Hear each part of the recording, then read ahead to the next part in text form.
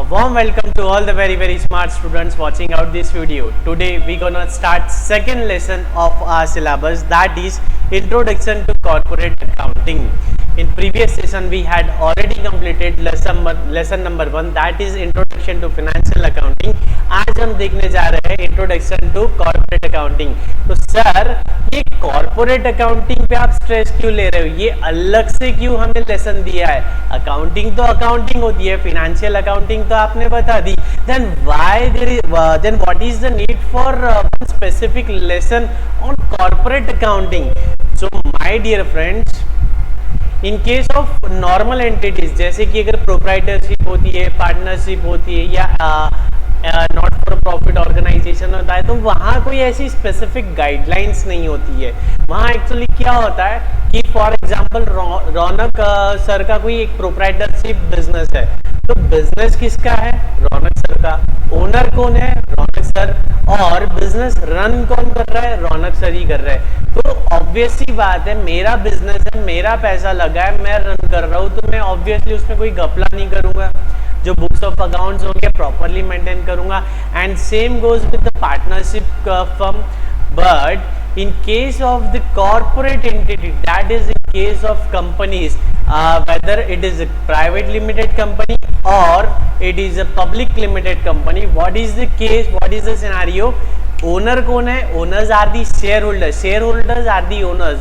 And where जो management है वो कौन कर रहा है? मैनेजिंग. कंपनी को मैनेज कौन कर रहा है? मैनेजर्स, बोर्ड ऑफ डायरेक्टर्स, ये लोग मैनेज कर रहे हैं. ये पता है आपको कंपनी फॉर्म ऑफ एंटिटी में owners and managers are different. Okay, so ऐसे केस में डोंट यू थिंक कि पैसा एक आम इंसान का लगा, आम जनता का लगा है, लेकिन उसको रिपोर्टिंग जो कर रहा है, जो बुक्स ऑफ अकाउंट्स जो मेंटेन कर रहा है, या उस पैसे को जो यूज कर रहा है वो कोई और है, तो यहाँ पे chances, probability of fraud increase होता है. तो हमारे इंडिया में companies act 2013, I repeat companies act 2013 है, जो कि कंपनी से रिलेटेड सारे रूल्स एंड रेगुलेशंस को रेगुलेट करता है, ड्राफ्ट करता है, फ्रेम करता है. मतलब कंपनी कैसे फॉर्म की जाए, कंपनी से रिलेटेड जितने भी कंप्लायंसेस है, लॉज है, ये सारे कंपनीज एक्ट 2013 के जरिए हमें पता चलते हैं. तो कंपनीज एक्ट 2013 में सेक्शन नंबर 128 है, या यूं कहो पूरा एक ब्लॉक ऑफ सेक्शन है. सेक्शन नंबर 128 टू लेके सेक्शन नंबर 135 CSR 36, 37, 36 तक के जो है सेक्शन नंबर 128 से 136 जितने भी सेक्शंस है, ये सारे sections how to maintain your books of accounts, हमने अकाउंटिंग कैसे करनी है इन केस ऑफ कंपनी, हमने कौन सी बुक्स मेंटेन करनी है, बुक्स ऑफ अकाउंट्स कहाँ रखे होने चाहिए, बुक्स ऑफ अकाउंट्स का एक्सेस किसे किसे है, और कौन से अकाउंटिंग स्टैंडर्ड्स हमें फॉलो करने हैं, कितना पैसा कहाँ खर्च करना है, ये सारी बातें इन सेक्शंस में दी हुई है. तो जाहिर सी बात है कि जो कंपनी है, कंपनी की अकाउंटिंग में थोड़ी बहुत से चेंजेस होते हैं. तो सर चेंजेस होते हैं, इसका ये मतलब नहीं डेबिट क्रेडिट में कुछ चेंज होता है. जो हमने कल तक पढ़ा financial accounting, it remains as it is, वो जैसा का वैसा ही है, लेकिन इसमें कुछ एडिशंस है. क्या एडिशंस है सर? जो मैनर ऑफ प्रेजेंटेशन है वो इसमें थोड़ा चेंज हो जाता है. जैसे कि बैलेंस शीट हम अभी तक कैसे बनाते थे? टी फॉर्मेट में बनाते थे. तो जो और प्रॉफिट एंड लॉस भी कैसा बनाते थे? टी फॉर्मेट में बनाते थे. Debit all expenses, credit all gains, ऐसे बनाते थे. लेकिन इन केस ऑफ कंपनीज, हमें कंपनीज का अकाउंट्स कैसे बनाना है एज पर कंपनीज एक्ट. और कंपनीज एक्ट क्या रेफर करता है? कंपनीज एक्ट कहता है कि शेड्यूल 3 रेफर करो. शेड्यूल 3 के अकॉर्डिंगली आप फाइनेंशियल स्टेटमेंट्स फॉर्म बनाओ. तो शेड्यूल 3 क्या बोलता है कि वो गया जमाना लेफ्ट साइड में लाइबिलिटीज एंड राइट साइड में आप असेट्स लिखोगे. ऐसे नहीं बनाना है. हम तो सर वर्टिकल बैलेंस शीट बनाएंगे, हम तो sir vertical statement of profitability बनाएंगे. मतलब एक के नीचे एक, पहले असेट्स लिख लो, बाद में लाइबिलिटीज लिख लो. पहले असेट्स डिस्क्लोज कर लो, बाद में लाइबिलिटीज, या यूं कहो पहले लाइबिलिटीज डिस्क्लोज कर लो या और बाद में असेट्स. मतलब एक के नीचे एक, वर्टिकल फॉर्मेट. ये आपने पढ़ा है क्या? शेड्यूल 3 नहीं देखा है ना? किसी ने भी नहीं देखा है लाइफ में शेड्यूल 3? कंपनी की बैलेंस शीट और प्रॉफिट एंड लॉस नहीं देखी है, हमने अभी तक टी फॉर्म ही पढ़ा है ना। ठीक है, चलो ग्रेट। तो आज के लेसन में बहुत कुछ नया सीखने मिलेगा। तो देखो चैप्टर 9 मतलब क्या है, ये हमारे सिलेबस का चैप्टर 9 नहीं होता है। सो बेसिकली आप जब लॉ पढ़ोगे, या आप तो सीएस स्टूडेंट हो, आप तो लॉ के माहिर हो, आपने लॉ ऑलरेडी पढ़ रखा है, तो कोई भी एक्ट होता है या कोई भी लॉ होता है, तो वो एक्ट या वो लॉ मल्टीपल चैप्टर्स में डिवाइड किया हुआ होता है। मल्टीपल चैप्टर्स में वो डिवाइड होता है कि चैप्टर 1 सिर्फ इन्हीं ट्रांजेक्शन्स या इन्हीं बातों से कोरिलेट होगा, चैप्टर 2 में ये डिटेल है, चैप्टर 3 में ये डिटेल है। तो उसी तरह कॉर्पोरेट अकाउंटिंग, कंपनी की अकाउंट्स कैसे मेंटेन करना, ये कहाँ लिखा है, चैप्टर 9 में। और चैप्टर 9 के अंदर कितने सेक्शंस आते हैं, 11 सेक्शंस। चैप्टर 9 के अंदर सेक्शन 128 से लेके सेक्शन 138 तक के सेक्शंस आते हैं। ठीक है, अब जैसे कि 128 क्या है कि बुक्स ऑफ अकाउंट्स कैसे मेंटेन करना है, सेक्शन 129 क्या है, बुक्स ऑफ अकाउंट्स कहाँ रखना है, सेक्शन 133 क्या है कि अकाउंटिंग स्टैंडर्ड्स कौन से हमें फॉलो करना है। देखो अकाउंटिंग स्टैंडर्ड्स मतलब क्या होता है पता है क्या, अकाउंटिंग स्टैंडर्ड्स होते हैं कि जो जैसे कि हम गाड़ी चला रहे हैं, तो इंडिया में लेफ्ट हैंड ड्राइव है, राइट साइड से ओवरटेक करना है, रेड लाइट दिखी तो रुकना है, ग्रीन लाइट दिखा तो चलना है ना। स्टीयरिंग राइट साइड में होता है, राइट साइड से ओवरटेक करना है। ये क्या है, हमारे कंट्री के ट्रैफिक रूल्स है, बाय लॉज है ना। ऐसा जरूरी नहीं है कि यूएस में भी ऐसा होगा, यूएस में लेफ्ट साइड से ओवरटेक करना है ना। तो कंट्री टू कंट्री चेंज हो रहा है। तो ठीक उसी तरह अकाउंटेंसी में भी कुछ लॉज होते हैं, बाय लॉज होते हैं, जिन्हें हम कहते हैं अकाउंटिंग स्टैंडर्ड्स। अकाउंटिंग स्टैंडर्ड्स मतलब एक जनरली एक्सेप्टेड प्रैक्टिस होनी चाहिए। ऐसा नहीं होना चाहिए कि देखो कैसा होता है कि फाइनेंशियल स्टेटमेंट्स में हमने प्रीवियस टॉपिक में देखा था, one of the advantages was कि comparison. It should be possible कि एक एंटिटी का प्रॉफिट एंड लॉस दूसरे एंटिटी के प्रॉफिट एंड लॉस अकाउंट से कंपेयर करते बनना चाहिए। अब इसका मतलब सारी एंटिटीज ने एक ही जैसे अकाउंटिंग की पॉलिसी फॉलो करनी चाहिए। तो ये कहाँ लिखी होती है, ये लिखा होता है अकाउंटिंग स्टैंडर्ड्स में। अब कंपनीज को कौन से अकाउंटिंग स्टैंडर्ड्स फॉलो करना है, ये कौन कहता है, सेक्शन 133। सेक्शन 133 बताता है कि कंपनीज को कौन से अकाउंटिंग स्टैंडर्ड्स अप्लीकेबल है और कौन से अकाउंटिंग स्टैंडर्ड्स हमें फॉलो करने हैं। ठीक है, तो बेसिकली इन शॉर्ट हम जब कंपनीज के फाइनल अकाउंट्स बनाएंगे तो हमें सेक्शन 128 से लेके 138 तक के सेक्शंस को फॉलो करना है। बेसिकली ये आपको पढ़ने में ऐसा कुछ भी नया नहीं लगेगा, ये सारे सेक्शंस ऐसे ही है। मतलब कहते हैं कि हम अकाउंटेंसी के बारे में बताएंगे, लेकिन काफ़ी जनरलाइज सेक्शन भी है। जैसे सेक्शन 135 क्या कहेगा कि एक पर्टिकुलर टाइप्स ऑफ कंपनी है जिनका टर्नओवर 500 करोड़ या 1000 करोड़ के ऊपर है, नेटवर्थ 500 करोड़ के ऊपर है, या ऐसा कोई भी एक कैटेगरी दी होती है, उन कंपनीज को CSR एक्टिविटीज करनी पड़ेगी, कॉर्पोरेट सोशल रिस्पॉन्सिबिलिटीज की एक्टिविटीज करनी पड़ेगी।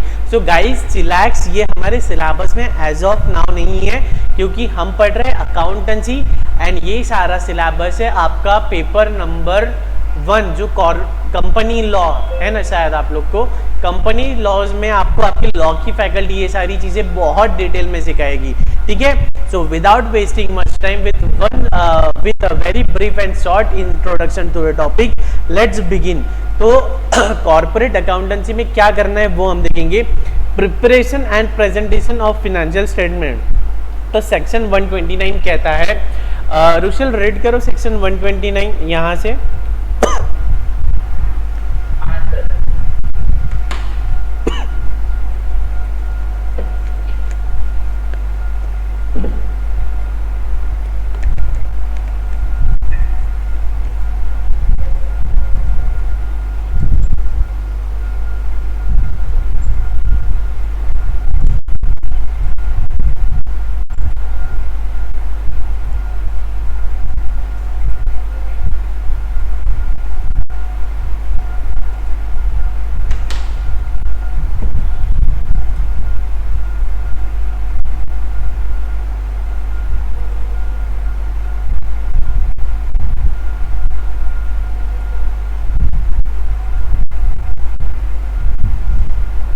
ईशा रीड करो।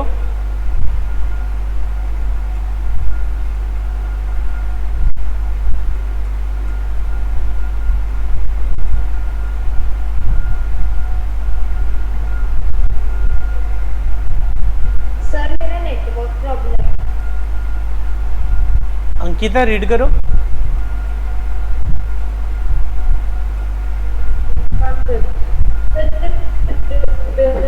प्रेजेंटेशन से हाँ, प्रिपरेशन एंड प्रेजेंटेशन से। Section 129 of the Companies Act 2014 governs the preparation and presentation of financial statement of the company. The financial statement shall give a true and fair view of the state of affairs of a company or companies, comply with the accounting standards notified as per Section 133, and shall be in the form or forms as may be provided for different classes of company in Schedule 3. Okay The items contained in such financial statement shall be in accordance with the accounting standards. Nothing contained in this subsection shall apply to any insurance or banking company or any company engaged in the generation or supply of electricity, or to any other class of company for which a form of financial statement has been specified in or under the act governing such class of company. ठीक है, just a minute moment. देखो, preparation and presentation of financial statement कौन बताता है इसके बारे में? Section 129। कौन से एक्ट का? कंपनीज एक्ट 2013 का। ठीक है, अब ये क्या बताता है कि हमारे जो फाइनेंशियल स्टेटमेंट्स होने चाहिए वो कैसे होने चाहिए? ट्रू एंड फेयर व्यू होने चाहिए। ट्रू एंड फेयर व्यू मतलब मिसलीडिंग नहीं होने चाहिए, उसमें कोई गलत डिस्क्लोजर नहीं होना चाहिए, ट्रू एंड फेयर होने चाहिए। ठीक है, नेक्स्ट, अकाउंटिंग स्टैंडर्ड कहाँ लिखे हैं? सेक्शन नंबर 133 में। देखो, ये मैं जितना मार्किंग कर रहा हूँ ना, ये एमसीक्यूज के पॉइंट ऑफ व्यू से इंपॉर्टेंट है।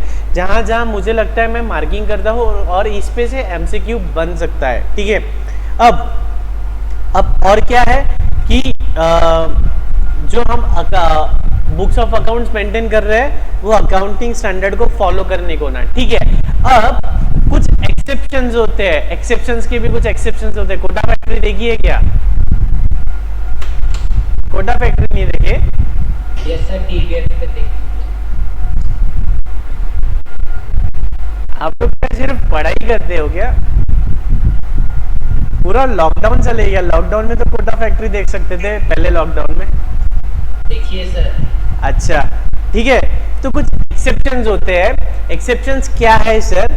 Insurance company, banking company and supply of electricity वाली कंपनी। तो देखो, ये जो फॉर्मेट दिया है शेड्यूल 3 का, या ये जो भी बातें कही गई है, ये कंपनीज को अप्लीकेबल है। लेकिन कोई इंश्योरेंस कंपनी है जैसे कि कोटक लाइफ है, आईसीआईसीआई लोम्बार्ड है, ठीक है, या बैंक है, स्टेट बैंक ऑफ इंडिया है, कोटक बैंक है, या फिर कोई इलेक्ट्रिसिटी जनरेशन एंड सप्लाई वाली कंपनी जैसे कि एमएससीबी है, या महाराष्ट्र स्टेट वो डिस्ट्रीब्यूशन कॉर्पोरेशन लिमिटेड है, तो इन्हें ये अप्लीकेबल नहीं है। अब क्यों अप्लीकेबल नहीं है सर? ये देखो क्या होता है, बेसिकली हमारे जो अकाउंट्स बुक्स ऑफ अकाउंट्स होते हैं, या जो फाइनेंशियल स्टेटमेंट होते हैं ना, ये सभी बातें इन्होंने डिस्क्लोज करनी चाहिए। ठीक है, इन्होंने सभी बातें डिस्क्लोज करनी चाहिए। लेकिन मान लीजिए इंश्योरेंस कंपनी है या बैंकिंग कंपनी है, इनके लिए एक स्पेसिफिक अपने अपने एक्ट्स है।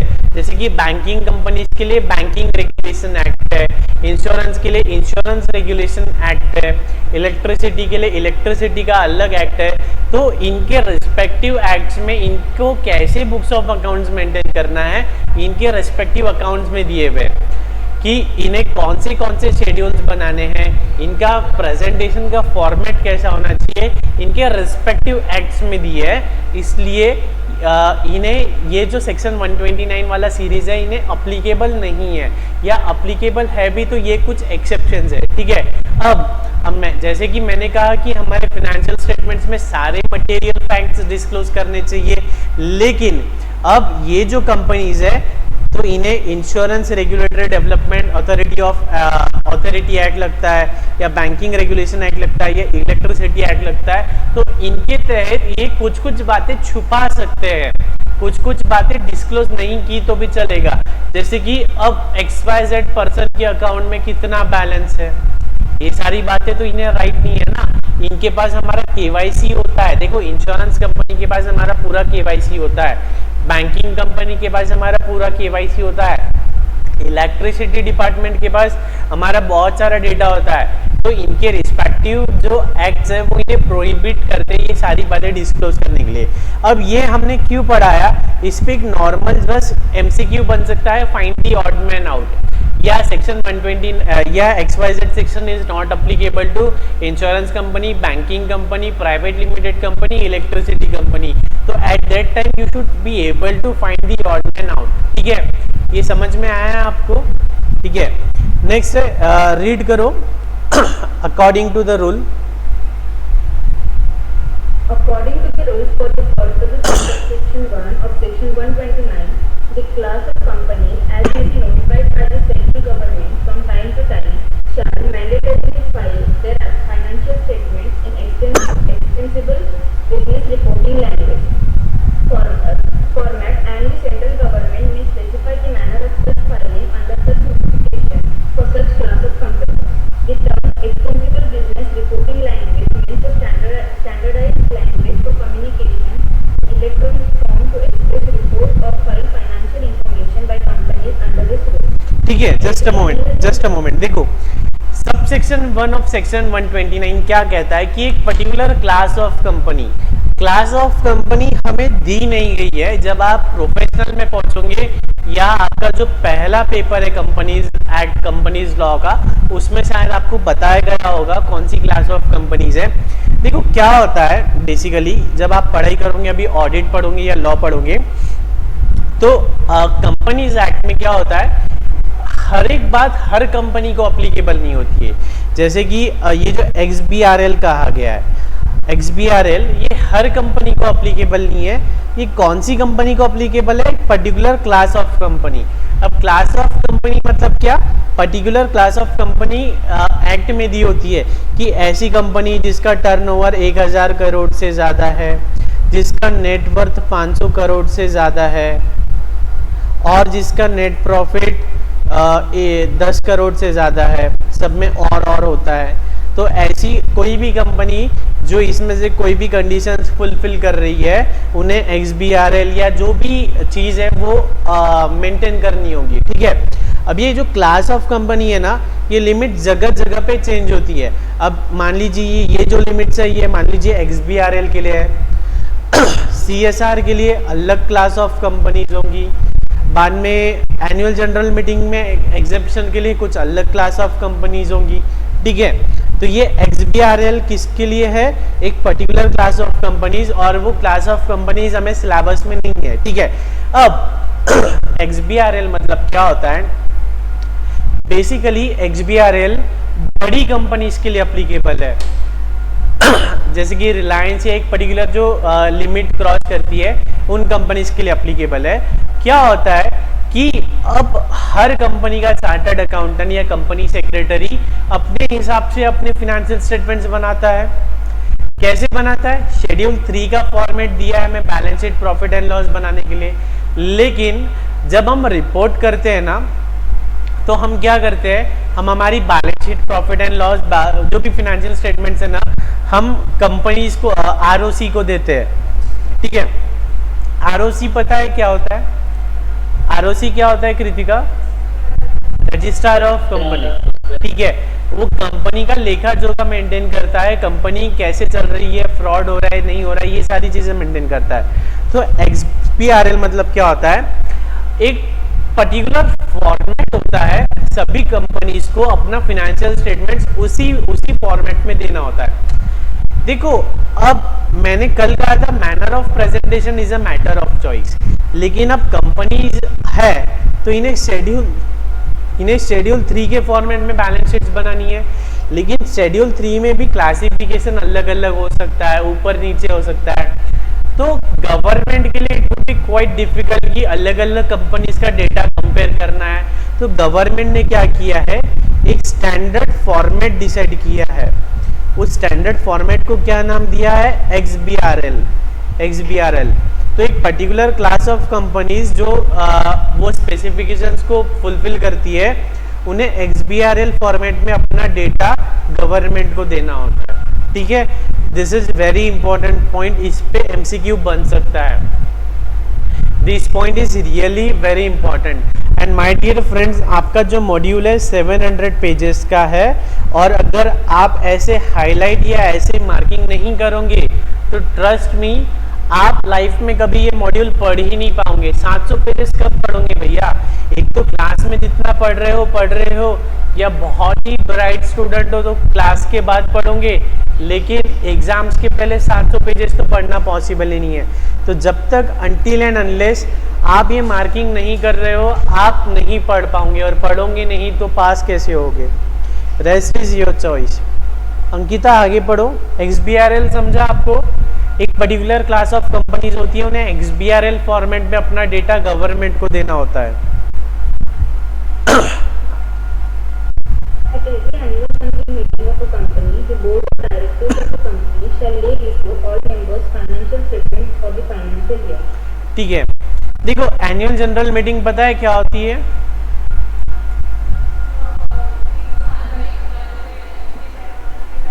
AGM। अच्छा,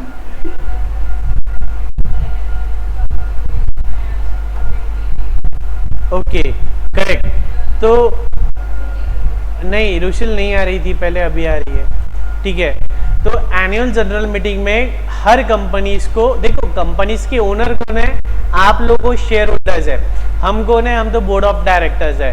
तो ये तो आपका काम, ये तो हमारा काम है ना कि साल के अंत में हमारे जो भी मालिक है उन्हें बताना कि हमने क्या क्या किया है, कितना सेल किया है, कितना परचेज किया है, कितना प्रॉफिट है, कितना लॉस है, कितना सैलरी पे किया है। तो एनुअल जनरल मीटिंग में क्या होता है? सभी शेयर होल्डर्स, जितने भी ओनर्स है वो आते हैं, और कंपनी ने साल भर में क्या परफॉर्म किया है, क्या परफॉर्मेंस था, क्या हमारा प्रोजेक्शंस है, ये सारी बातें डिस्कस होती है।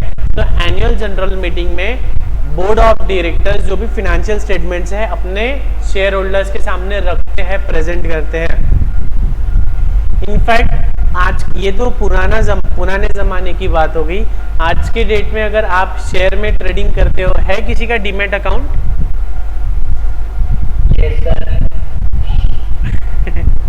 ठीक है, तो अगर आपका डीमैट अकाउंट है और आपके पास किसी कंपनी के शेयर्स है, तो देखो आपको रुशिल आपके मेल पे मेल आता होगा कि जैसे कि अगर आपके पास है रिलायंस इंडस्ट्रीज के शेयर्स है, तो आपको रिलायंस इंडस्ट्रीज के कंपनी सेक्रेटरी से साल में 1-2 बार मेल आता होगा कि रिलायंस इंडस्ट्रीज का एनुअल जनरल मीटिंग है, अटेंड करो। अभी तो अटेंड कर सकते हैं, वर्चुअल मोड पे चल रहा है। ठीक है, और क्या क्या एजेंडा रहेगी, मतलब कौन से मुद्दों पे बात होने वाली है, आपका वोट आप कास्ट कर सकते हो। और जो कंपनी का फिनेंशियल स्टेटमेंट्स है ना, वो भी आपको मेल पे आ जाता है। कंपनी की balance sheet, profit and loss statement, ये सारी चीज़ें आपको मेल पे आ जाती है। क्यों आती है? क्योंकि आप कंपनी के मालिक हो रुशिल, है ना। जो भी शेयर होल्डर्स है उन्हें ये सब देखने का हक है। प्रोसीड, आगे बढ़ो Ankita. Where a company has one or more subsidiaries, it shall, in addition to financial statements provided under subsection 2, prepare the consolidated financial statement of a company and of all the subsidiaries in the same form and manner as that of its own, which shall also be laid before the annual general meeting of the company, along with the laying of its financial statement under subsection 2. ठीक है, The company ठीक है, wait. Subsidiary company समझता है क्या होता है? Holding company की जो ये ये कहाँ पढ़ा आप लोगों ने? लॉ में पढ़ लिया ना? ग्रुप 1 में पढ़ा है। ठीक है, चलो। तो सब्सिडरी कंपनीज, अगर हमने अभी 129(1) में क्या पढ़ा? 129(1) में हमने देखा कि हमें बुक्स ऑफ अकाउंट्स मेंटेन करने हैं। अब 129(2) क्या कहता है कि ऐसी कंपनी जिसकी कोई सब्सिडरी कंपनीज भी है, तो वो क्या करेगा? अल्टीमेटली ये होल्डिंग कंपनी के जो मालिक है वो अल्टीमेटली सब्सिडरी कंपनी के भी तो मालिक है। तो इसका मतलब सब्सिडरी कंपनीज के भी अकाउंट्स उन्हें दिखने चाहिए। तो क्या है, आप कंसोलिडेटेड फाइनेंशियल स्टेटमेंट्स बनाओ। कंसोलिडेटेड फाइनेंशियल स्टेटमेंट्स मतलब हर कंपनी का, जैसे एक्स वाई, एक्स के फाइनेंशियल स्टेटमेंट्स बनेंगे, वाई के फाइनेंशियल स्टेटमेंट्स बनेंगे और अंत में दोनों के फाइनेंशियल स्टेटमेंट्स को कंसोलिडेट कर देंगे।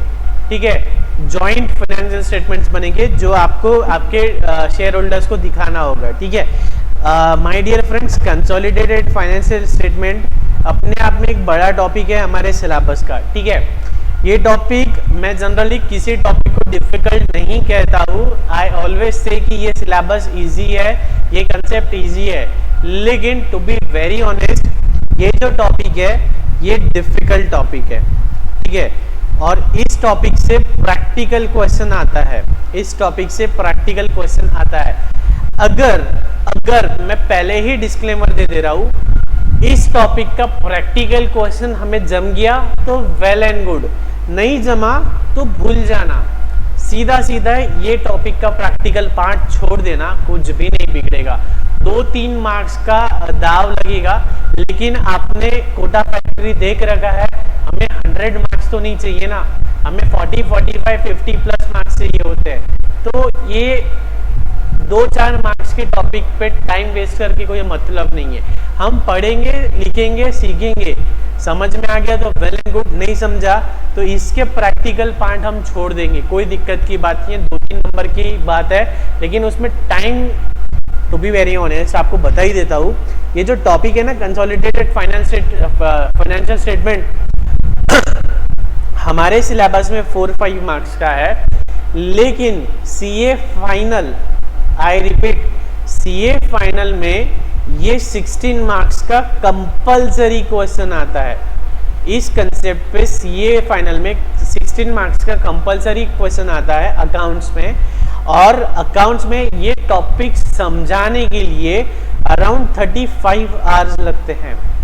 अकाउंट सीए फाइनल का बैच होता है हमारा 160 आवर्स का, और 160 आवर्स में से 35 आवर्स जाते हैं सीएफएस, कंसोलिडेटेड फाइनेंशियल स्टेटमेंट सिखाने के लिए, और उसके बावजूद भी 50% जनता इसे ऑप्शन में छोड़ देती है। ठीक है, नेक्स्ट आगे बढ़ो। तो company shall also attach, company shall also attach, along with its financial statement, a separate statement containing the salient features of the financial statement of its subsidiary or subsidiary. According to the rules of this statement, shall contain the salient features of the financial statement of a company, subsidiary or subsidiary, associated company and joint venture. ठीक है, आगे बढ़ो।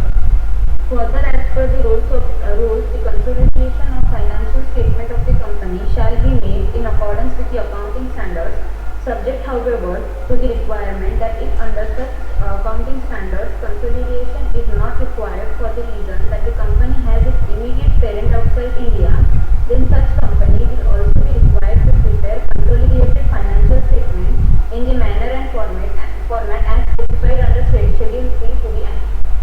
ठीक है, ये ठीक है, okay. ये पॉइंट क्या कहता है कि कंपनी ने अपने सब्सिडरीज के, एसोसिएट्स के और जॉइंट वेंचर्स के सैलिएंट फीचर्स, मतलब इंपॉर्टेंट फीचर्स जो भी है वो हमें डिस्क्लोज करना है। ठीक है, ये सारी बातें भी डिस्क्लोज करना है। अब सर सैलिएंट फीचर्स क्या हो सकता है कि मान लीजिए हमारी कोई सब्सिडरी कंपनी है, हमारी कोई सब्सिडरी कंपनी है और उसका हमें लग रहा है कि ये कंपनी बंद हो जाएगी, इसका गोइंग कंसर्न पे हमें क्वेश्चन आ गया है, तो ये तो बहुत इंपॉर्टेंट बात हो गई, ये तो शेयर होल्डर्स को पता होनी चाहिए, ये सैलिएंट फीचर है, तो होल्डिंग कंपनी ने ये बात डिस्क्लोज करना चाहिए।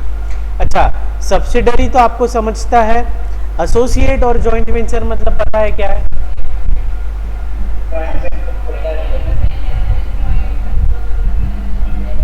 ओके, ठीक है। एसोसिएट मतलब जो सब्सिडरी नहीं है, 50% से कम होल्डिंग है, ऐसी कुछ कंपनीज को एसोसिएट कहते हैं। बहुत सारी टर्म्स बहुत सारे पॉइंटर्स है उसके। और एक होता है जॉइंट वेंचर, मतलब दो कंपनी एक पर्टिकुलर प्रोजेक्ट, जैसे कि बांद्रा वर्ली सी लिंक है, 1000 करोड़ का प्रोजेक्ट है, कोई एक कंपनी कर सकती है क्या? नहीं। तो उसमें क्या होता है, 2-3 कंपनी मिलके वो काम लेती है, तो वो क्या हो जाता है, जॉइंट वेंचर। तो सब्सिडरी का, जॉइंट वेंचर का और एसोसिएट का कुछ भी सैलिएंट फीचर है तो वो हमें डिस्क्लोज करना है, ठीक है। अच्छा, और जो कंसोलिडेशन है वो कैसे करना है, अकाउंटिंग स्टैंडर्ड के जरिए करना है और शेड्यूल 3 के अकॉर्डिंग करना है, ठीक है। आगे बढ़ो Ankita. The provision of this Act applicable to the preparation, adoption and audit of financial statements of holding company shall notatis and notandis observe the consolidated financial statements without prejudice to subsection 1, where the financial statements of a company do not comply with the accounting standards referred to in subsection 1. The company shall disclose in financial statement deviation from the accounting standards, the reason for such deviation and its financial effect if any arising out of such deviation. The central government may on its own or on application by a class or classes of companies by notification exempt any class or classes of companies from complying with any of the requirements of this section or the rules set thereunder if it is considered necessary to grant such exemption in the public interest, and any such exemptions may be granted either unconditionally or subject to such conditions as may be specified in the notification. ठीक है, रुक जाओ, देखो, हाँ ठीक है, रुक जाओ, देखो, मुटाडिस मुटेंडिस समझता है क्या होता है? ये वर्ड पहले नहीं पढ़ा आपने लॉ में कभी? कंपनी लॉ में पढ़ा हुआ है। बोलो फिर। हाँ, मुटाडिस मुटेंडिस, मुटाडिस मुटेंडिस, जैसे का वैसा, जैसे का वैसा। तो ये क्या कहता है कि जो फाइनेंशियल स्टेटमेंट बनाने के लिए जो भी रूल्स हमने पढ़े हैं, ये जैसे के वैसे कंसोलिडेटेड फाइनेंशियल स्टेटमेंट को एप्लीकेबल है। जैसे कि जो भी अकाउंटिंग स्टैंडर्ड्स को हम फॉलो कर रहे हैं या जो भी प्रेजेंटेशन हम फॉलो कर रहे हैं for stand alone financial statements, वो प्रेजेंटेशन या वो भी अकाउंटिंग स्टैंडर्ड्स जैसे के वैसे कंसोलिडेटेड फाइनेंशियल स्टेटमेंट्स को लगेंगे, ठीक है। ये हो गया ये, ठीक है। नेक्स्ट, अब जो अकाउंटिंग स्टैंडर्ड्स दे रखे हैं, बेसिकली हमने वो अकाउंटिंग स्टैंडर्ड्स फॉलो करने चाहिए, लेकिन अगर डेविएशन है, अगर डेविएशन आ रहा है तो हमने वो डेविएशन का क्या करना चाहिए, हमने वो डेविएशन को डिस्क्लोज करना चाहिए।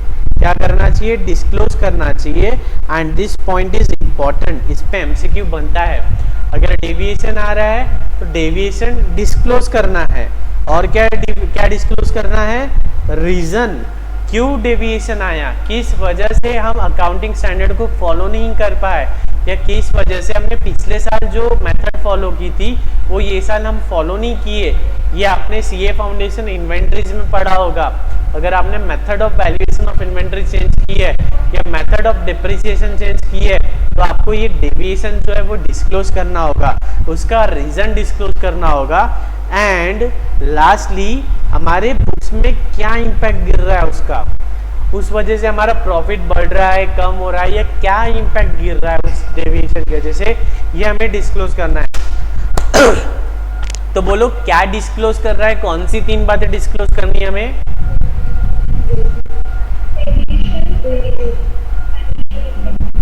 Deviation, reason for such deviation and the impact on the financial statements.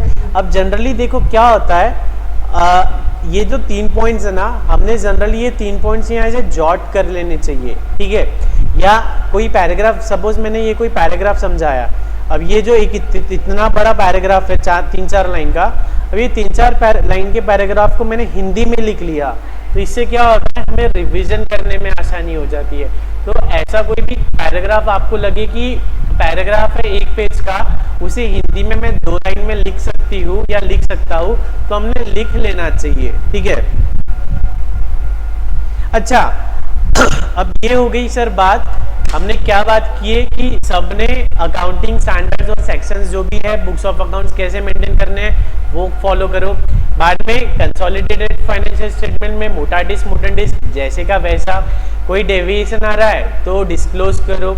अब तीसरा पॉइंट, मतलब ये वाला पॉइंट क्या कहता है कि सेंट्रल गवर्नमेंट अगर चाहे तो, सेंट्रल गवर्नमेंट चाहे तो खुद से, सेंट्रल गवर्नमेंट चाहे तो खुद से या किसी की एप्लीकेशन पे ऊपर जितने भी रूल्स रेगुलेशंस दिए हैं उसमें चेंजेस कर सकता है, या किसी को एक्सेप्शंस या एग्जम्पशंस दे सकता है। ठीक है, एक पर्टिकुलर क्लास ऑफ कंपनीज को एक्सेप्शंस दे सकता है, एग्जम्पशन दे सकता है। ठीक है, कौन कौन दे सकता है? स्टेट गवर्नमेंट, सेंट्रल गवर्नमेंट खुद से दे सकता है कि एप्लीकेशन पे, एप्लीकेशन पे, ठीक है, या ऑन इट्स ओन, खुद के मन से या किसी ने एप्लीकेशन की। अब एप्लीकेशन कौन कर सकता है? एक पर्टिकुलर क्लास ऑफ कंपनी, एक पर्टिकुलर क्लास या क्लासेस ऑफ कंपनीज, जैसे कि क्लास ऑफ कंपनीज जैसे कि फार्मा कंपनीज। जैसे कि लॉकडाउन लगा तो लॉकडाउन लगने पे ज्यादा दूर क्यों जाते हैं? हमारे शहर में ही देखो, लॉकडाउन लगा, जब लॉकडाउन ओपन हुआ या जब फेज वाइज लॉकडाउन ओपन हो रहा था, तो आप न्यूज़पेपर पढ़ते होंगे, तो कभी जो बार्बर एसोसिएशन है, जो कटिंग करते, जो सैलून के एसोसिएशन वाले हैं, वो हमारे कलेक्टर के पास पहुंच जाते थे, क्या बोल के कि हमें हमारा सैलून ओपन करने का परमिशन दो। तो ये क्या, एक पर्टिकुलर क्लास ऑफ कंपनी है। फिर उसके बाद में मेडिकल स्टोर वालों को जब आज़ादी दी गई थी, तो जो ये चश्मे की दुकान होती है, ऑप्टिकल्स वाले, फिर ऑप्टिकल्स का एसोसिएशन कलेक्टर के पास पहुंच गया था कि ऑप्टिकल्स को भी मेडिसिन में या इसेंशियल कमोडिटी में इंक्लूड किया जाए। तो फिर उनके लिए एग्जम्पशन लाया गया था, है ना, कि आपकी दुकान आप खोल सकते हो, लॉकडाउन नहीं है आपको। तो उसी तरह ये जितने भी रूल्स एंड रेगुलेशंस है, इसमें अगर आपको एक्सेप्शन या एग्जम्पशन चाहिए, तो वो पर्टिकुलर क्लास ऑफ कंपनीज कहाँ गुहार लगा सकती है, किसके दरवाजे खटखटा सकती है? सेंट्रल गवर्नमेंट के। किसके? सेंट्रल गवर्नमेंट के। ओके, नेक्स्ट आगे का पढ़ो। If a company contravenes provisions of this section, the managing director, the full-time director in charge of finance, the chief financial officer, or any other person shall be given the charge by the board with the duty to comply with the requirements of this section, and in the absence of any of the officers mentioned above, or the directors shall be punishable with imprisonment for a term which may extend to 1 year, or with fine which shall not be less than 50,000 rupees, which may extend to rupees 5 lakh, or with both. Explanation: for the purpose of this section, except where the context otherwise requires any reference to the financial statement, shall include any note annexed to or forming part of such financial statement, giving information required to be given and allowed to be given in the form of such notes under this act. देखो, जो भी companies act में दिया गया है, अगर company उसका कॉन्ट्राविन करती है, मतलब वो फॉलो नहीं करती है, तो किसे पनिशमेंट मिलेगी? एक तो मैनेजिंग डायरेक्टर को, या फिर होल टाइम डायरेक्टर को, या फिर चीफ फाइनेंशियल ऑफिसर को, या ऐसा पर्सन जिसे इसकी जिम्मेदारी दी गई थी। ठीक है, बात समझ में आई? अगर ये जो बुक्स ऑफ अकाउंट्स के सेक्शन है 128 से 138, इसमें कोई भी गलती होती है तो किसे पनिशमेंट मिलेगी? एक तो मैनेजिंग डायरेक्टर को, या होल टाइम डायरेक्टर को, या सीएफओ को, या ऐसा पर्सन जिसे इसकी जवाबदारी दी गई थी। ठीक है, क्या पनिशमेंट मिलेगी? एक तो 1 साल का इम्प्रिजनमेंट, ठीक है, 1 साल तक का इम्प्रिजनमेंट, या 50,000 से लेके 5 लाख रुपए तक का फाइन। अब मान लो आप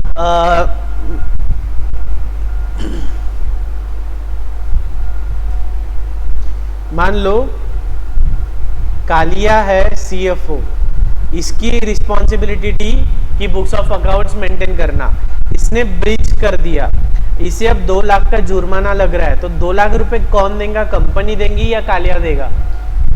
कालिया देगा, वो अपने पॉकेट से देगा, जो भी फाइन है अपने पॉकेट से पे करना पड़ेगा, कंपनी की कोई लायबिलिटी नहीं आएगी। ठीक है, अच्छा, अगर कंपनी ने कहीं स्पेसिफिकली मेंशन नहीं किया कि अकाउंटिंग की जिम्मेदारी मैनेजिंग डायरेक्टर की है, या डब्ल्यूटीडी की है, या सीएफओ की है, तो ऐसे केस में क्या करेंगे? जितने भी डायरेक्टर्स है ना, सबको अंदर कर लेंगे, सभी डायरेक्टर्स को फाइन या जो भी है पेनल्टी या फाइन लगा देंगे। ठीक है, ओके, यहां तक सब क्लियर है? Any doubts or difficulty till here?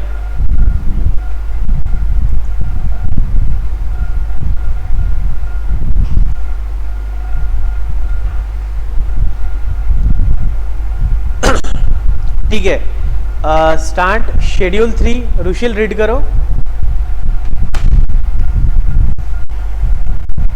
Network problem. Ankita read करो। Schedule 3 of the Companies Act 2013. According to Section 129 of the Companies Act 2013, all the companies registered under this Act will have to present its financial statement in Schedule 3 of the Act.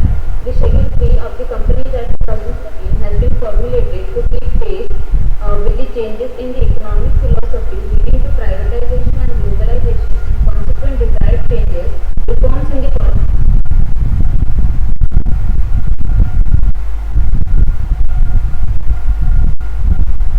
हाँ, आवाज नहीं आ रहा है अंकिता आपका। Dhanvi read करो।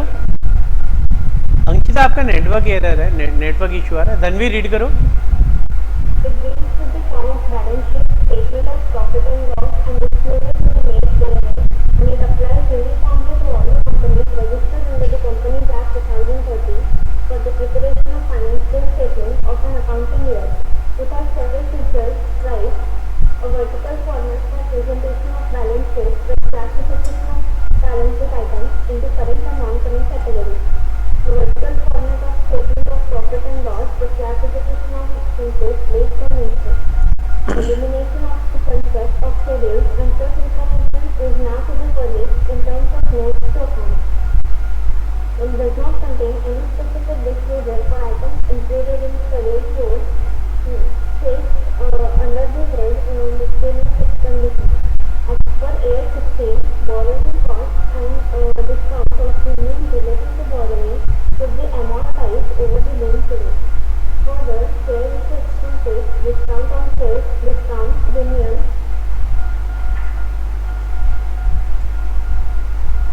loan on borrowing, etc. are excluded from AS 26. These items being amortized over the period of interest that is normally 3 to 5 years.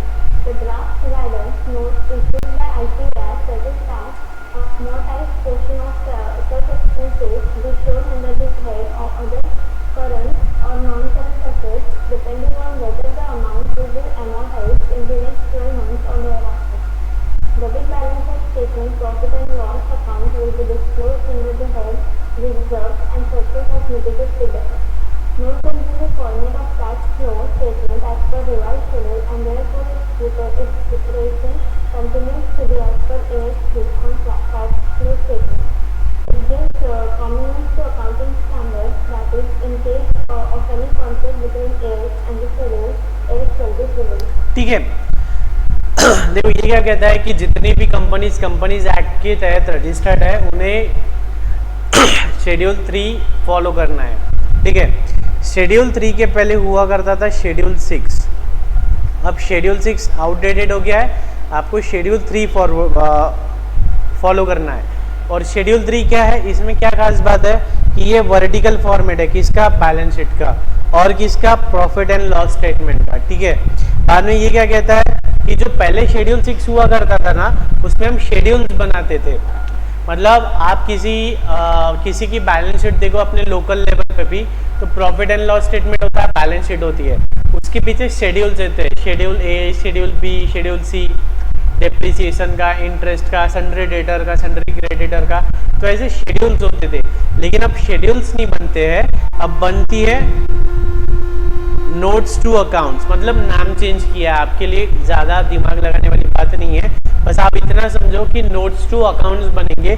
जब अभी हम देखेंगे तो आपको समझ में आएगा। ठीक है, बाद में क्या है, ये नॉर्मल सी बात कह रहा है कि अगर प्रॉफिट एंड लॉस अकाउंट का डेबिट बैलेंस आ रहा है, इसका मतलब प्रॉफिट ना, प्रॉफिट एंड लॉस अकाउंट का डेबिट बैलेंस आ रहा है मतलब प्रॉफिट ना।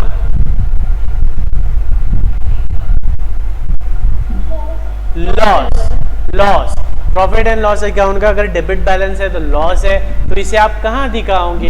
हम दिखाते थे कैपिटल में, यहाँ पे भी कैपिटल की जगह रिजर्व एंड सरप्लस, अल्टीमेटली ये कैपिटल का ही पार्ट है, तो रिजर्व एंड सरप्लस में से लेस कर दोगे। अगर क्रेडिट बैलेंस आ रहा है प्रॉफिट एंड लॉस का, तो रिजर्व एंड सरप्लस में ऐड कर दोगे। ये जब आप फॉर्मेट देखेंगे तब आपको समझ में आएगा, ठीक है। और बाद में कहता है कि कैश फ्लो स्टेटमेंट, पता है क्या होता है ये आपको?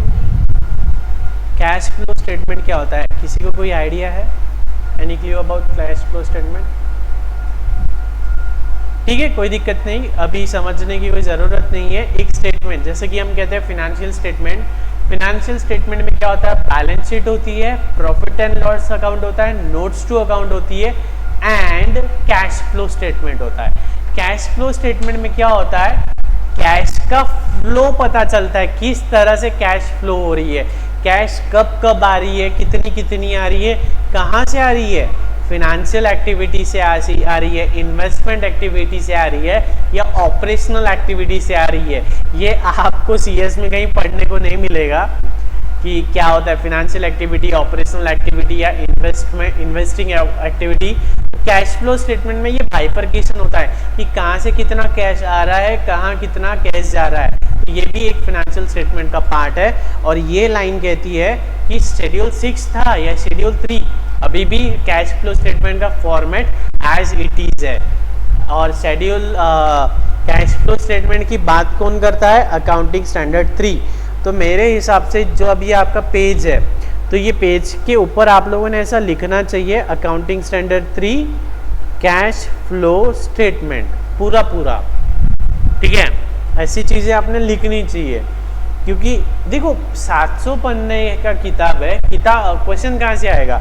ऐसे स्पेसिफिक पॉइंट्स पे से ही तो क्वेश्चन बनेगा ना। बाद में ये अगेन वेरी इंपॉर्टेंट पॉइंट, अगर शेड्यूल्स के बीच में और अकाउंटिंग स्टेटमेंट स्टैंडर्ड्स के बीच में कॉन्फ्लिक्ट हुआ, आई रिपीट, अकाउंटिंग स्टैंडर्ड्स और शेड्यूल के बीच में कॉन्फ्लिक्ट हुआ, तो हम सही किसे मानेंगे? अकाउंटिंग स्टैंडर्ड्स को। तो मैं कुछ ऐसे लिखता था, accounting standards is greater than schedules, ऐसा मैं लिखता था। मतलब अकाउंटिंग स्टैंडर्ड बड़ा भाई है, शेड्यूल छोटा भाई है, और बड़ा भाई इज ऑलवेज राइट, ऐसा कुछ, मतलब आपको जैसा लिखना है लिख सकते हो आप, लेकिन ये इतनी बड़ी लाइन है और कंफ्यूज वाली लाइन है, तो ये पिक्टोरियल वे में हमने ऐसा लिख लिया, as is greater than schedule, तो हमें क्या पता चलेगा? अकाउंटिंग स्टैंडर्ड को ज़्यादा इज्जत देनी है एज कम्पेयर टू शेड्यूल्स, ठीक है। सो फार सो गुड। यहाँ तक किसी को कोई डिफिकल्टी है, कोई डाउट्स है?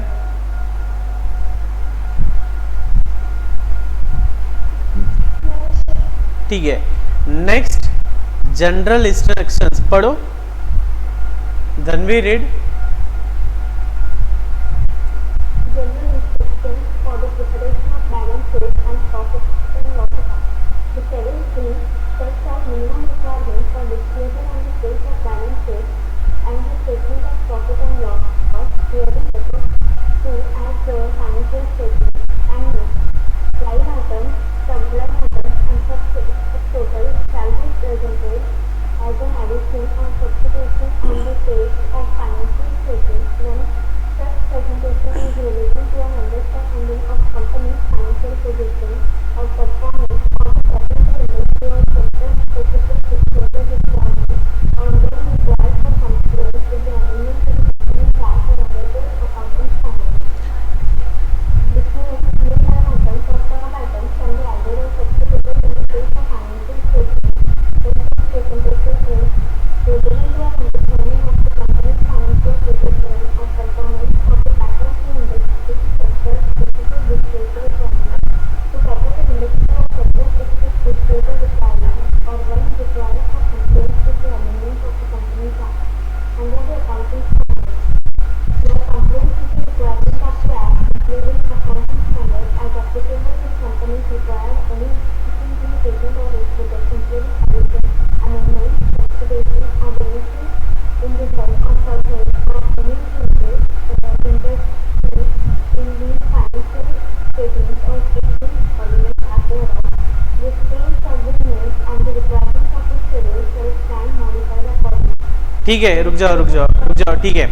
देखो जनरल इंस्ट्रक्शंस दिए है कि हमें बैलेंस शीट और प्रॉफिट एंड लॉस कैसे बनाना है। तो ये कहता है कि जो मिनिमम रिक्वायरमेंट्स है उतनी तो हमने ऊपर लिख देनी चाहिए। एडिशन सब्स्टिट्यूशन ये जो कह रहा है ये बेसिकली क्या बात कर रहा है मैं बता देता हूँ आपको। ये हमारा फॉर्मेट है, बैलेंस शीट का ये फॉर्मेट है, देख लो। इसके पहले ये हमने कभी नहीं देखा है, ये हमारा बैलेंस शीट का फॉर्मेट है। तो बेसिक जितना दिख रहा है ना इतना चीजें तो ऊपर ही दिखनी चाहिए, इतने हेड्स तो होने चाहिए। लेकिन अगर हमें लगता है कि कुछ और भी हेड्स ऐड करने हैं, जैसे कि हमें और भी कोई हेड्स ऐड करने हैं, जैसे कि मुझे ई ऐड करना है बिल्स रिसीवेबल, तो मैं ऐड कर सकता हूँ, ठीक है। तो हम हमारे बिजनेस के अकॉर्डिंगली ये हेड्स कम ज़्यादा कर सकते हैं। जैसे कि मान लीजिए मेरे बिजनेस में करंट इन्वेस्टमेंट नहीं है तो मैं ये करंट इन्वेस्टमेंट का पॉइंट हटा दूंगा। मेरे बिजनेस में इन्वेंट्रीज नहीं है तो मैं ये इन्वेंट्रीज का पॉइंट हटा दूंगा। या मुझे कोई मेरे बिजनेस में और कोई चीज़ है तो वो पॉइंट मैं यहाँ ऐड करके लिख सकता हूँ। तो बेसिकली ये अभी इतना सारा जो बच्ची ने पढ़ा है ना, इतना सारा जो पढ़ा है ना यहाँ से लेके यहाँ तक, वो यही पॉइंट है कि बेसिकली बहुत सारी चीज़ें ब्रॉडली यहाँ लिखी होनी चाहिए और जो आपको अप्लीकेबल नहीं है वो डिलीट कर दो, जो अप्लीकेबल है वो ऐड कर दो, दैट्स इट। नेक्स्ट यहाँ से रीड करो।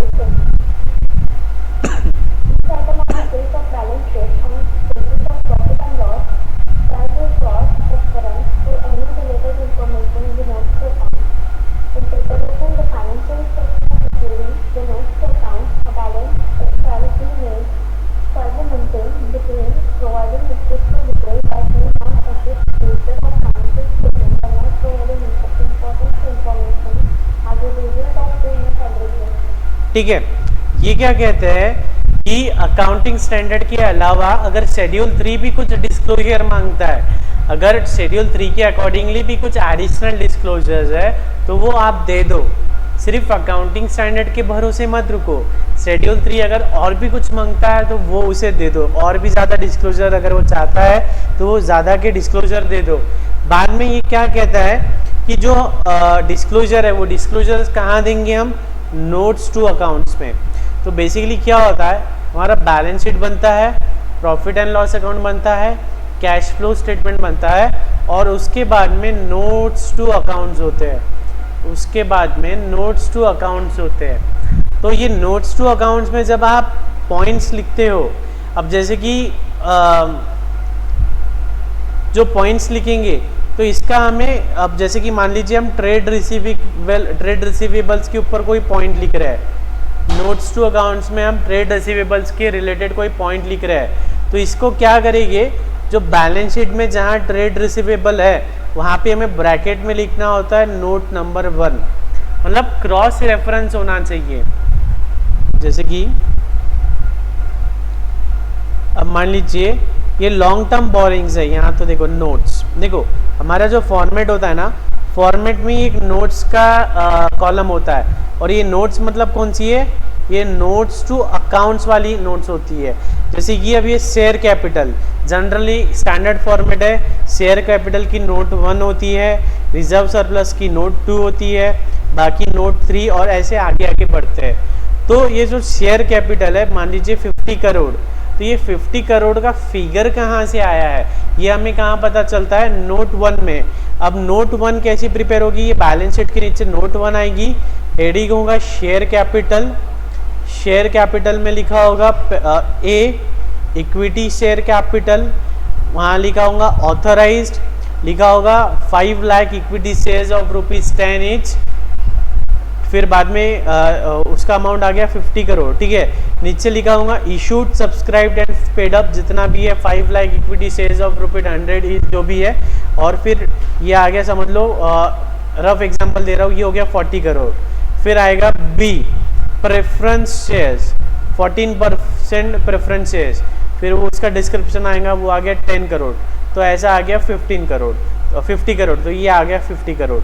तो इसका मतलब क्या है कि जो फिगर्स है ना, इन फिगर्स का क्रॉस रेफरेंस हमें देते रहना चाहिए, कहाँ पे, नोट्स में। कहाँ रेफरेंस देना है, नोट्स में, ठीक है, ओके। बाद में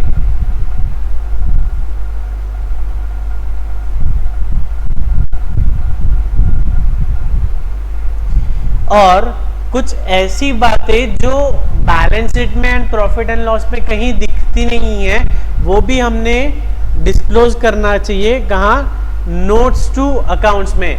जैसे कि नरेटिव डिस्क्रिप्शंस और disaggregations of item recognise in the statements and information about item that do not qualify for recognition in the statements.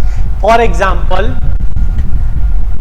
Example मान लीजिए हमारा गोइंग कंसर्न अजम्पशन फेल हो रहा है। गोइंग कंसर्न अजम्पशन, पता है ये क्या होता है, गोइंग कंसर्न अजम्पशन? हाँ,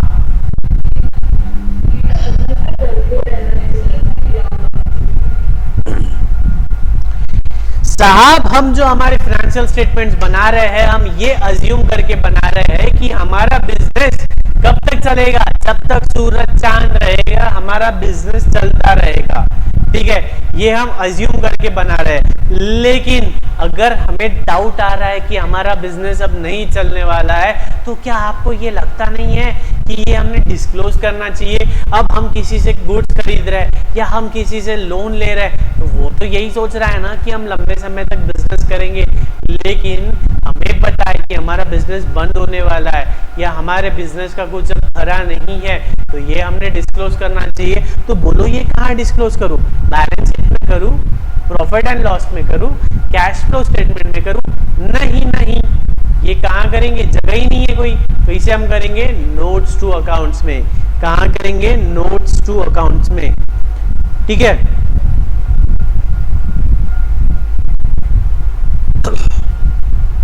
ठीक है, ये ऐसे ही चिल्लर बात दी है कि कंपनी के टर्नओवर के अकॉर्डिंगली हमने राउंड ऑफ करना चाहिए कि अगर कंपनी का टर्नओवर 100 करोड़ से कम है, अगर कंपनी का टर्नओवर 100 करोड़ से कम है, तो हमने क्या करनी चाहिए, टू द नियरेस्ट 100,000 lakhs और मिलियंस और डेसिमल टू द नियरेस्ट, ठीक है। ये यूजलेस बात है। ये क्या कह रहा है कि हमारी जो बैलेंस शीट या प्रॉफिट एंड लॉस बन रहा है उसमें हमें राउंड ऑफ करना है। तो राउंड ऑफ कैसे करेंगे, थाउजेंड्स में करेंगे या लैक्स में करना है या हंड्रेड्स में करना है, वो बोला है। अगर 100 करोड़ से छोटी कंपनी है तो हम हंड्रेड्स में भी कर सकते हैं, थाउजेंड्स में भी कर सकते हैं, लैक्स में भी कर सकते हैं। इन 100 करोड़ से बड़ी कंपनी है तो 100,000 को क्यों गिनते हो? मतलब जैसे कि मान लीजिए हमारा असेट का बैलेंस आ रहा है 25,90,475, ये बैलेंस आ रहा है, ठीक है। तो नॉर्मली हम क्या करते हैं, 475 है ना, इसको 500 कर देंगे, ठीक है। लेकिन अगर आपका कंपनी बड़ा है, 100 करोड़ का है ना, तो 475 वगैरह छोड़ो, आप सीधा इसे 91,000 कर दो, ठीक है, राउंडिंग ऑफ। ये कोई स्ट्रिक्ट रूल नहीं है, ये ऐसे ही लिख दिया है, ऐसा आप फॉलो कर सकते हो, ठीक है। बाद में यूनिट ऑफ मेजरमेंट जो हमने यूज कर लिया है पूरी फाइनेंशियल स्टेटमेंट्स में, वही यूज करना है। जैसे कि मान लीजिए हम जो डेटा प्रेजेंट कर रहे हैं, मान लीजिए हम डेटा प्रेजेंट कर रहे हैं लैक्स की टर्म्स में, रुपीज इन लैक्स, ठीक है, ऐसा हमने ऊपर लिख दिया। तो यहाँ हो गया 32, तो 32 का मतलब 32 लैक्स, 40 मतलब 40 लैक्स, ठीक है। अब बाद में जब हम प्रॉफिट एंड लॉस बनाएंगे तो प्रॉफिट एंड लॉस में ऐसा नहीं होना चाहिए कि रुपीज इन थाउजेंड्स लिख रहे हैं हम, वहां पर भी रुपीज इन लैक्स, मतलब यूनिफॉर्मिटी होनी चाहिए सभी स्टेटमेंट्स में।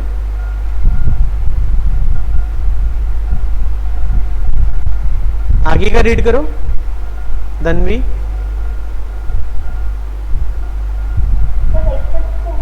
हाँ एक्सेप्ट है।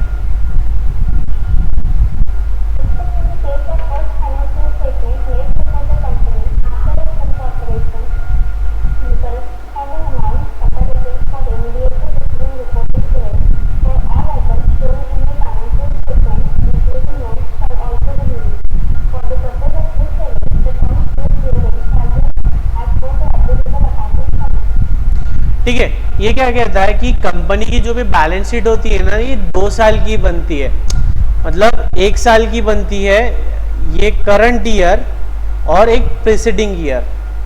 कभी भी 2 कॉलम्स की बनती है, एक करंट ईयर का डेटा दिखता है और उसके कंपैरिजन के लिए पिछले साल का भी डेटा देते हैं। और ये नोट्स टू अकाउंट्स में भी ऐसा ही होता है, and this is applicable to notes to accounts also.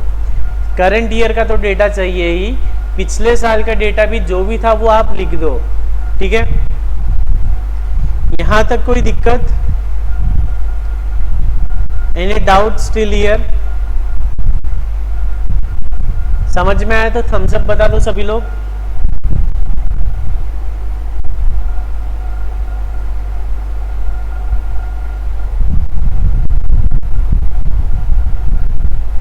ठीक है, अब देखेंगे presentation of financial statement schedule 3 के अकॉर्डिंगली। पार्ट 1 होता है बैलेंस शीट, पार्ट 2 होता है profit and loss statement. Schedule 3 देखने जा रहे हैं लाइफ में, इसके पहले हमने कभी शेड्यूल 3 नहीं देखा है तो एक बार देख लेंगे अच्छे से। शेड्यूल 3 2 पार्ट से, एक बैलेंस शीट है और एक पार्ट 2 होता है प्रॉफिट एंड लॉस स्टेटमेंट। अब बैलेंस शीट जो होती है बेसिकली हमारी जो बैलेंस शीट हुआ करती थी वो असेट्स होती थी और एक साइड लाइबिलिटी। तो यहाँ जो लाइबिलिटीज़ है, लाइबिलिटीज़ को हम क्या नाम देते? Equity and liabilities. वैसे तो सर यहाँ पे भी कैपिटल भी हुआ करता था, मतलब इक्विटी हुआ करती थी, लेकिन हम यहाँ सिर्फ लाइबिलिटीज़ एंड असेट कहते थे। लेकिन यहाँ हमने प्रॉपर नाम दे दिया इक्विटीज़ एंड लाइबिलिटीज़, और सेकेंड पार्ट होता है असेट्स। पार्ट ए होता है इक्विटीज़ लाइबिलिटीज़, पार्ट बी होता है असेट्स। इक्विटीज़ एंड लाइबिलिटीज़ में क्या आएगा? Share holders funds. Share holders funds मतलब क्या होता है?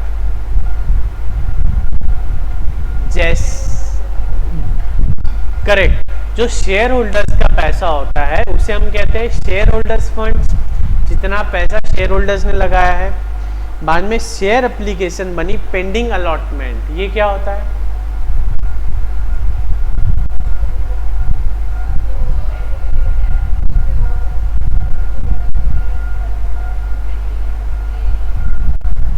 ठीक है, देखो share application money pending allotment. अभी क्या हुआ? पारस डिफेंस का आईपीओ आया, पता है आपको? पारस डिफेंस का आईपीओ आया, मान लीजिए 100 करोड़ का आईपीओ था, तो पब्लिक ने 100 करोड़ के शेयर खरीद ली। ठीक है, अब आईपीओ समझ लो 5 तारीख को आया, अलॉटमेंट हो रहा है 20 तारीख को। ठीक है, तो 5 तारीख से लेके 15 तारीख तक ये पैसा किसके पास है? कंपनी के पास है ना। पैसा किसके पास है? कंपनी के पास है। तो वो जो पैसा है वो यहाँ रिकॉर्ड करेंगे अगर बैलेंस शीट उस पीरियड में बन रही है तो। ठीक है, मतलब आपका एप्लीकेशन अप्रूव हो गया है, लेकिन हमने अभी तक आपको शेयर्स अलॉट नहीं किए। और बेसिकली ये जो कंसेप्ट है ना, ये सदियों पुराना कंसेप्ट है। पहले क्या हुआ करता था, मान लीजिए 10 रुपए का शेयर है तो कंपनी क्या करती थी? 2 रुपए एप्लीकेशन पे बुलाती थी, 3 रुपए अलॉटमेंट पे बुलाती थी, 1 रुपए फर्स्ट कॉल, 3 रुपए सेकेंड कॉल, 1 रुपए फाइनल कॉल, ऐसे कॉल पे कॉल। मतलब जब जब कंपनी को पैसे लगते थे तब तब कंपनी थोड़े थोड़े पैसे बुलवाती थी। ठीक है, लेकिन आज की डेट में अगर आप डीमैट फॉर्म में कंपनी के शेयर्स के लिए अप्लाई करो तो जितने का भी शेयर है पूरा पैसा हम एक साथ ही दे देते हैं, पूरा पैसा एक साथ में ही दे देते हैं। ठीक है, नेक्स्ट है non current liabilities. Non current liabilities मतलब क्या है?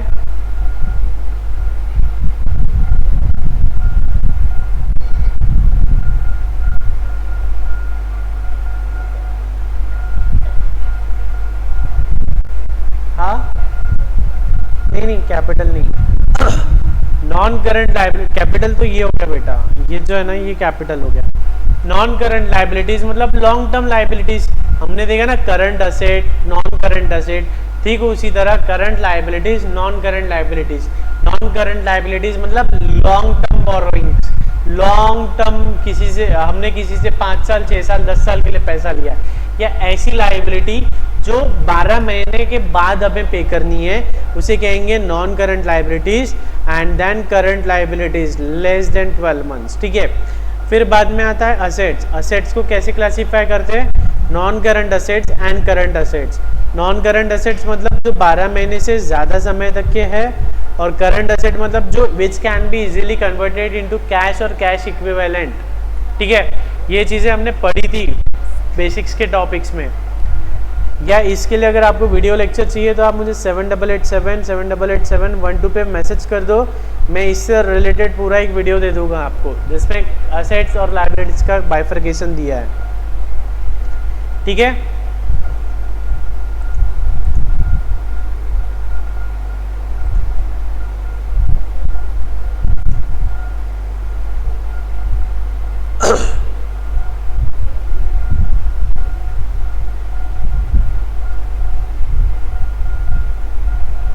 ठीक है, अब देखते हैं breakup of equities and liabilities. क्या हुआ रुशिल, उदास हो गया ब्रेकअप सुन के? हाँ Rushil, breakup of equities and liabilities. Equity के अंदर क्या क्या आने वाला है और लायबिलिटीज के अंदर क्या क्या आने वाला है, ये हम देखेंगे, ठीक है। शेयर होल्डर्स फंड्स, इक्विटीज के अंदर आता है share holders funds, share capital, reserves and surplus, money received against share warrants, ठीक है।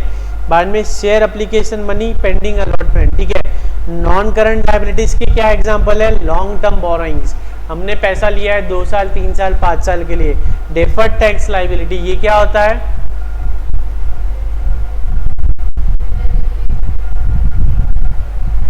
डेफर्ड टैक्स लायबिलिटी ये एक तरह की लायबिलिटी है जो 2 साल 3 साल 4 साल बाद हमें पे करना है।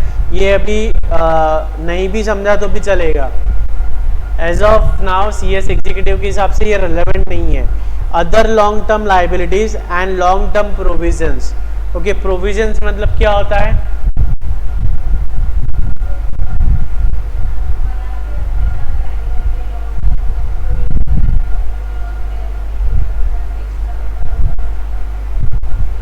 अच्छा, ठीक है। प्रोविजन मतलब फ्यूचर में काम आने के लिए कुछ हम पहले से ही अलग से निकाल के रखते हैं, उसे हम कह रहे हैं प्रोविजन, ठीक है। नेक्स्ट है करंट लायबिलिटीज, उसमें short term borrowings, trade payables, other current liabilities, short term provisions. ये समझना है कि आपको क्या है, ये सिर्फ एक इलस्ट्रेशन दिया है कि हमारे पास क्या क्या है, कौन से हेड के अंदर क्या आता है, दैट्स इट। ये बस सिर्फ इलस्ट्रेशन की बातें हो रही है, ठीक। उसी तरह असेट्स, असेट्स को हमने क्या किया था? नॉन करंट और करंट।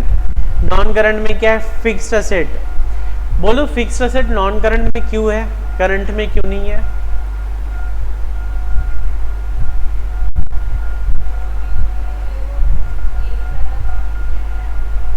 लॉन्ग टर्म के लिए चलते हैं।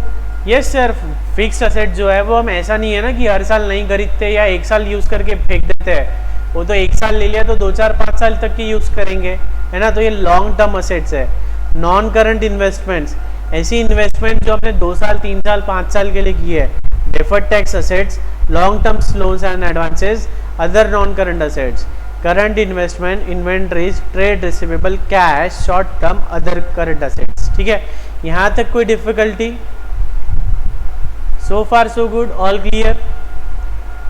आप दोनों को कोई डिफिकल्टी? सही है सब, ठीक है। तो अब देखते हैं form of balance sheet. Balance sheet कैसी होती है? Name of the company, name of the company क्या आएगा? कंपनी का नाम रौनक इंफ्रा लिमिटेड, ठीक है। बैलेंस शीट एज एट 31 मार्च 2023, ठीक है, आज की डेट, ये साल की, ठीक है। बाद में आएगा फॉर्मेट। फॉर्मेट में क्या है? ए मतलब पहला वाला point equity and liabilities, equity and liabilities. तो इक्विटीज एंड लायबिलिटीज में क्या आ रहा है?